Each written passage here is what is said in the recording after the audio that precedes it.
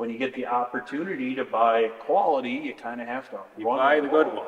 You bet. It's always going to cost more, but it'll save you in the long run.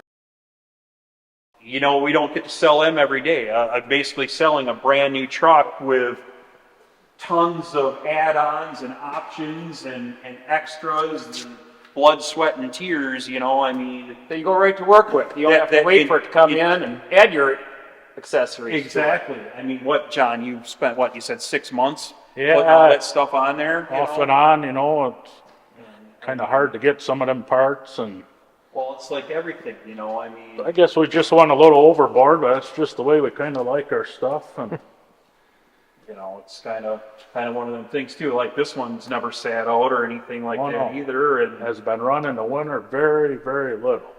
I mean, it's just it's crazy. But you know, something like this, yeah, whoever buys this, they're going to take it and use this. This is going to be a tool, but if they take care of it, it'll be around forever too. I mean, it's just one of them deals. And if I had $1 for every person that asked me for a pre-emissions 379 Pete, probably wouldn't have to be doing auctions, you know, you could just do that. But again, these trucks are just crazy hard to find, but there's a reason why, because there's a difference, you know. And I mean, and to the guys that know, they know the difference, especially one that's, you know, big power, just been, you know, redone and all that too, and again, needs absolutely nothing other than a new driver.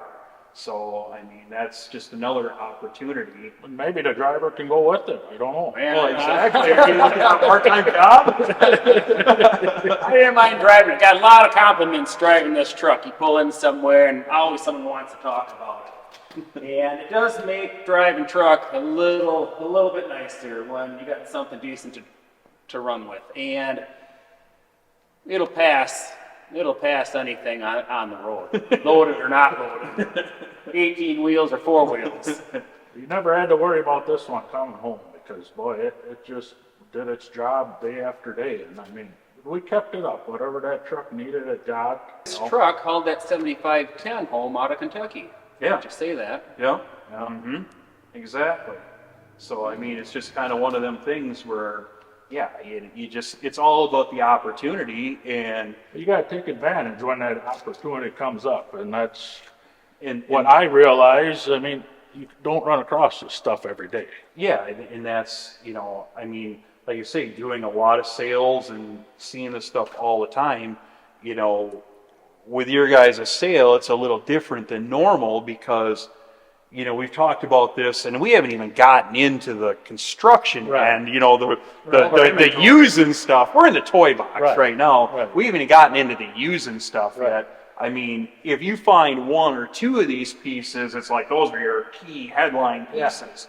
We haven't even looked at that stuff yet. You know, I mean, when you start, you know, late model haul trucks and excavators and dozers, and it's like, you know, if you had 1 or 2 of them pieces any day, you know, it'd be awesome, but they're kind of getting overshadowed by just the stuff that's at the extreme next level, you know. All of our stuff, our inventory or the stuff in this building is all at the same level. Oh, yeah. We like nice stuff to operate ourselves or to sell to our customers.